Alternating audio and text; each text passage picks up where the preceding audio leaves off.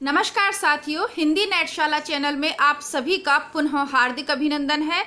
जैसा कि आप सभी जानते हैं, अपने इस चैनल पर हम हिंदी साहित्य की उच्च स्तरीय प्रतियोगी परीक्षाओं की तैयारी करते हैं। इसी तैयारी के क्रम में हम पढ़ रहे हैं हिंदी साहित्य का इतिहास। हिंदी साहित्य के इतिहास के अंतर्गत आदिकाल, भक्तिकाल, रीतिकाल और आधुनिक काल में पद्य भाग को कंप्लीट करने के बाद हम हिंदी साहित्य इतिहास की आधुनिक गद्य विधाओं से संबंधित जो टॉपिक हैं आपके नाटक, कहानी, उपन्यास, उनको पढ़ रहे हैं इस प्रैक्टिस बुक के माध्यम से, जो कि वर्तमान में उपलब्ध हिंदी साहित्य की बेस्ट प्रैक्टिस बुक है। इसके अंतर्गत आपके पिछले सभी राज्यों के असिस्टेंट प्रोफेसर, नेट परीक्षा, टीजीटी, पीजीटी परीक्षाओं के प्रश्न पत्रों का संकलन है, जो कि आपकी आगामी परीक्षा के लिए बहुत ही उपयोगी सिद्ध होंगे। आइए आज का पहला और उपन्यास गद्य विधा का 503 नंबर के प्रश्न से कक्षा को प्रारंभ करते हैं। उपन्यासों का सही अनुक्रम क्या है? शेखर एक जीवनी, तमस, बाण भट्ट की आत्मकथा और मैला आंचल। बहुत ही सरल प्रश्न है। सरल इसलिए क्योंकि ये उपन्यास आपके नेट के पेपर में लगे हुए हैं। तो जो उपन्यास आपके सिलेबस में है, उनके प्रकाशन वर्ष, उनके पात्र और उनकी जो विषय वस्तु है उससे संबंधित जानकारी तो हमें होगी ही, क्योंकि वो किताबें हमारे सिलेबस में है। तो सिलेबस के बाहर तो है नहीं। प्रश्न इसीलिए देख लेते हैं। पहला है शेखर एक जीवनी अज्ञे का। 1940 में यह प्रकाशित हुआ। शेखर एक जीवनी 1940 भाग 1। दूसरा भाग इसका 1944 में प्रकाशित हुआ था। बाण भट्ट की आत्मकथा हजारी प्रसाद द्विवेदी जी का है। 1946 ईस्वी में यह 1946 ईस्वी में प्रकाशित हुआ। मैला आंचल फणीश्वर नाथ रेणु का है। 1954 में प्रकाशित हुआ। और तमस भीष्म साहनी का है। 1973 में यह प्रकाशित हुआ। जितने भी उपन्यास या जितनी भी रचनाएं आपके सिलेबस में हैं, दोनों चैनल की प्लेलिस्ट में आपको मिल जाएंगी, हिंदी नेटशाला। और इसी चैनल का दूसरा भाग है हिंदी बुकशाला, जहां पर हम बुक्स पढ़ते हैं। उसमें आपको नाटक, निबंध, कहानियां, उपन्यास, सभी किताबें आपकी मिल जाएंगी। आगे बढ़ते हैं। किस उपन्यास में ईस्ट इंडिया कंपनी द्वारा भारत के आर्थिक शोषण और लूट का यथार्थ चित्रण हुआ है? ऑप्शन नंबर बी, परीक्षा गुरु। यह 1882 में लेखक श्रीनिवास ने लिखा था। आगे देखते हैं। आचार्य हजारी प्रसाद द्विवेदी उच्च कोटि के समीक्षक थे, साथ ही उन्होंने एक उत्तम उपन्यास भी लिखा था। तो उनका उत्तम उपन्यास इसमें से कौन सा है? उपन्यास तो उन्होंने कई लिखे थे, लेकिन इनमें से इंदुलेखा, परीक्षा गुरु, कल्पना का आनंद और बाण भट्ट की आत्मकथा। तो हम सभी जानते हैं बाण भट्ट की आत्मकथा। आचार्य हजारी प्रसाद द्विवेदी से संबंधित थोड़ी सी जानकारी देख लेते हैं। द्विवेदी जी एक ऐतिहासिक, सांस्कृतिक चेतना संपन्न मानवतावादी आलोचक हैं। बाण भट्ट की आत्मकथा 1946 ईस्वी इनका प्रसिद्ध ऐतिहासिक उपन्यास है। इसकी कथा प्राचीन कवि बाण भट्ट और हर्षकालीन समाज पर केंद्रित है। बाण भट्ट, भट्टिनी और निपुणिका इस उपन्यास के प्रमुख पात्र। ध्यान रखिएगा, कई बार पूछे जाते हैं। चारुचंद्र लेख 63 में लिखा। पुनर्वा इसके 10 साल बाद 73 में लिखा। अनाम दास का पोथा आपका 76 में इन्होंने लिखा, जो इनके अन्य उपन्यास हैं। आगे बढ़ते हैं। निम्न में से आंचलिक उपन्यास की कौन सी विशेषता नहीं है? निम्न में से आंचलिक उपन्यास की कौन सी विशेषता नहीं है? स्वाधीनता आंदोलन का चित्रण, आंचलिक लोक जीवन एवं रीति रिवाजों का चित्रण तो होगा ही, क्योंकि वो आंचलिक उपन्यास है। आंचलिक जनजीवन का चित्रण और आंचलिक भाषा का प्रयोग, तो ये तो स्पष्ट है, इसमें कुछ समझाने वाली चीज है नहीं। तो ऑप्शन नंबर ए गलत है। स्वाधीनता आंदोलन का चित्रण आंचलिक उपन्यास में हो जरूरी नहीं है। आवारा मसीहा के लेखक है विष्णु प्रभाकर। हम ही सभी जानते हैं आवारा मसीहा 1974 में लिखी हुई हिंदी साहित्य की सबसे प्रसिद्ध जीवनी है। किसकी है ये इसको लिखा है विष्णु प्रभाकर ने। और जीवनी किसकी है? जीवनी परक उपन्यास है तो जीवनी किसकी है? शरद चंद्र चट्टोपाध्याय की, बांग्ला के सुप्रसिद्ध उपन्यासकार शरद चंद्र चट्टोपाध्याय की। ठीक है, तो और हिंदी के प्रथम जीवनीकार गोपाल शर्मा मिस्त्री माने जाते हैं। बाकी इन जो ऑप्शंस हैं इन्होंने जो लिखी हैं वो देख लेते हैं। मुंशी प्रेमचंद की जीवनी लिखी थी उनकी पत्नी शिवरानी देवी ने 1944 में। कलम का सिपाही 1962 में नाम से अमृत राय ने लिखी, और फिर कलम का मजदूर नाम से मदन गोपाल ने लिखी। मुंशी प्रेमचंद की जीवनी 3 लोगों ने लिखी। सबसे पहले शिवरानी देवी ने लिखी 44 में, फिर 62 में अमृत राय ने लिखी कलम का सिपाही, और फिर कलम का मजदूर नाम से मदन गोपाल ने लिखी। देखिए कितने प्रसिद्ध हैं, कितने महान लेखक है प्रेमचंद के, उनकी जीवनी को 3-3 बार लिखा गया। परीक्षा गुरु के नायक का क्या नाम है? सुंदरलाल, सोहनलाल, मदन मोहन और ब्रजकिशोर। तो परीक्षा गुरु के नायक हैं मदन मोहन, ये इसके प्रमुख पात्र हैं। यह उपन्यास 41 छोटे छोटे प्रकरणों में विभक्त है। पूरा उपन्यास नीतिपरक और उपदेशात्मक है। उषा प्रियमवदा के उपन्यास 55 खंबे लाल दीवारें की नायिका कौन है? सुषमा। 55 खंबे लाल दीवारों की सुषमा देखते ही बनती है सौंदर्य। सुषमा यानी सौंदर्य है, तो आभा, तो ये इसका है ऑप्शन सी, इसका सही उत्तर है। और गिरती दीवारें किसका उपन्यास है? गिरती दीवारें उपेंद्रनाथ अश्क का उपन्यास है। उपेंद्रनाथ अश्क का 1947 में रचित उपन्यास है गिरती दीवारें। आज आपके DSSB और PGT TGT के जो है पेपर से संबंधित प्रश्न इसमें ज़्यादा पूछे हैं, और एक उपन्यास से ही देखिए कितने सारे प्रश्न पूछे गए हैं। तो अब उपेंद्रनाथ अश्क को मध्य वर्ग का चितेरा उपन्यासकार भी कहा जाता है। बड़ी बड़ी आंखें 55 में, गरम राग 57 में, सितारों के खेल 40 आदि इनके महत्वपूर्ण उपन्यास हैं।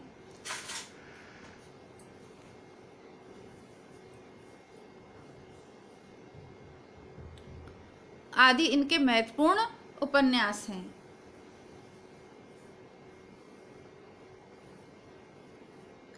एक सेकंड रुकिएगा बेटा, अपनी ये चाय पी लो। आप अपनी चाय खत्म कर लो, नहीं तो ये फैल जाएगी। अपन उठ के दूध पियो अपना।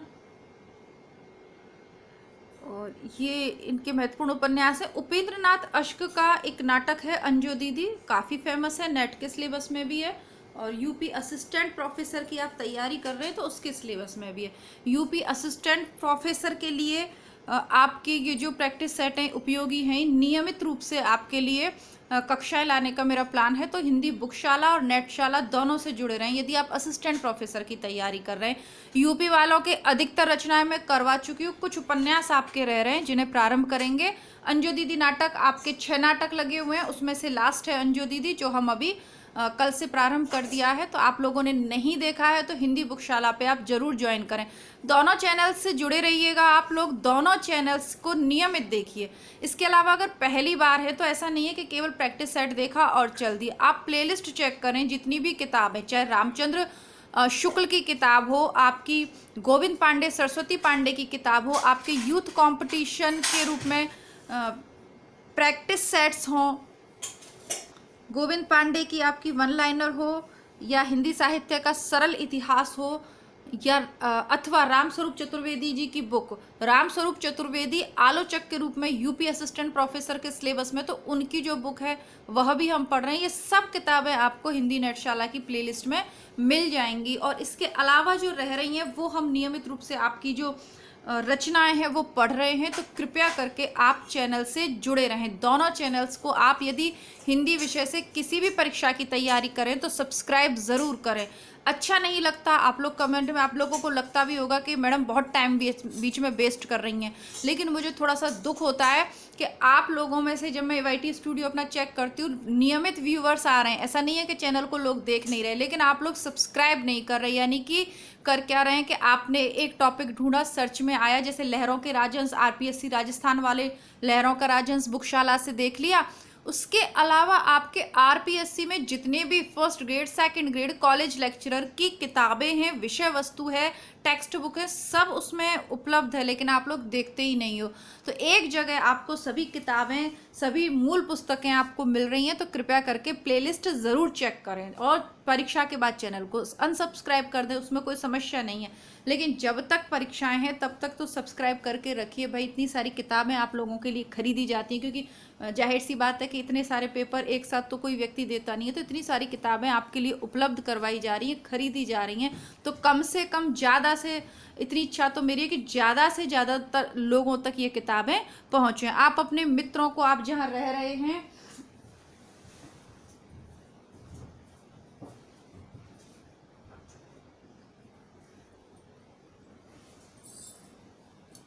आप जहाँ रह रहे हैं या आपके आसपास जितने भी मित्र हैं, आप कॉलेज स्कूल जा रहे होंगे, तो कृपया करके इन वीडियोस को शेयर करें और थोड़ा सा चैनल्स को ग्रो करने में सहायता आपको करनी चाहिए। आगे बढ़ते हैं, चलिए छोड़िए ये सारी बातें, जिसको करना है वही करेगा, बार बार कहने से तो आप लोग नहीं करोगे, लेकिन चलिए आगे बढ़ते, छोड़िए।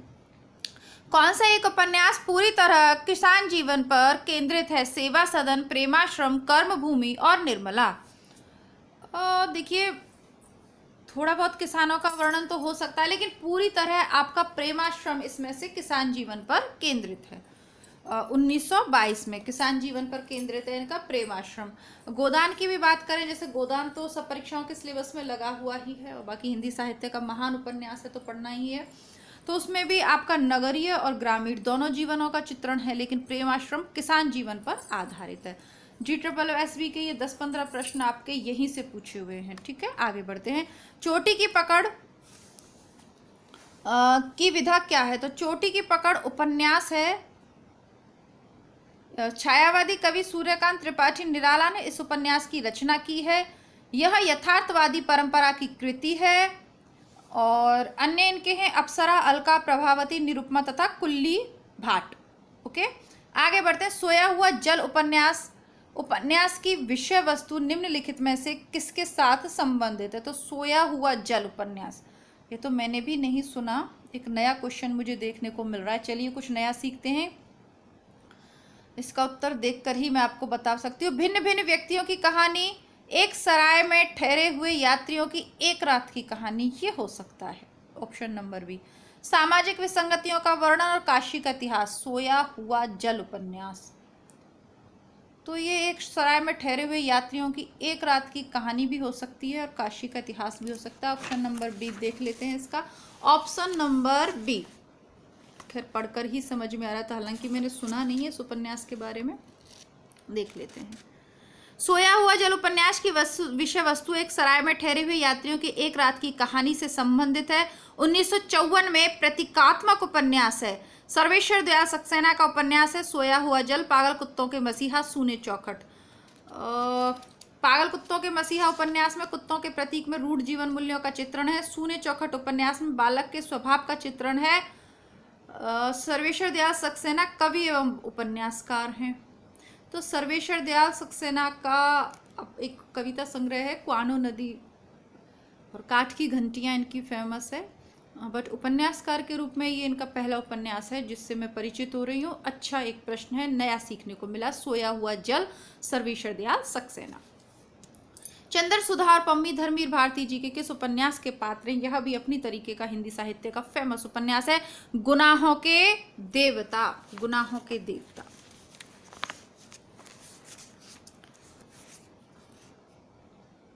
अपने समय में हर प्रेमी जोड़े ने, यानी जब ये प्रकाशित हुआ था या जो इस उपन्यास का वो समय था, उसमें हर प्रेमी जोड़े ने इस उपन्यास को जरूर खरीदा और पढ़ा ही होगा। गुनाहों का देवता उपन्यास में चंद्र और सुधा के किशोर भावुक प्रेम की करुण कहानी है। 1921 में असहयोग आंदोलन के दौरान सरकारी नौकरी से त्यागपत्र देने के बाद कौन से रचनाकार पूरी तरह साहित्य सृजन में लग गए थे? प्रेमचंद। ठीक है, सरकारी नौकरी छोड़ने के आह्वान पर स्कूल इंस्पेक्टर पद से प्रेमचंद ने 23 जून को त्यागपत्र दे दिया। इसके बाद उन्होंने लेखन को अपना व्यवसाय बना लिया। मर्यादा, माधुरी आदि पत्रिकाओं में ये संपादक पद पर कार्य करते रहे हैं। ये सारे DSSB के आपके प्रश्न हैं। प्रेमचंद्र जी के विषय में कौन सा कथन सही नहीं है? प्रेमचंद्र जी ने उपन्यास को जनजीवन से जोड़ा, बिल्कुल सही। उन्होंने किसान और श्रमिक वर्ग की समस्याओं को प्रस्तुत किया, बिल्कुल सही, गोदान में किया है। राष्ट्रीयता का समर्थन किया, बिल्कुल सही। संस्कृत निष्ठ भाषा का प्रयोग किया, बिल्कुल गलत। ठीक है, क्योंकि जब किसान मजदूरों की आप बात कर रहे हैं तो संस्कृत निष्ठ भाषा से काम नहीं चलेगा। उर्दू की चुस्त लोकोक्तियां, मुहावरों के साथ भाषा सहज, सरल, प्रभावपूर्ण, मुहावरेदार और प्रभावशाली इनकी भाषा है।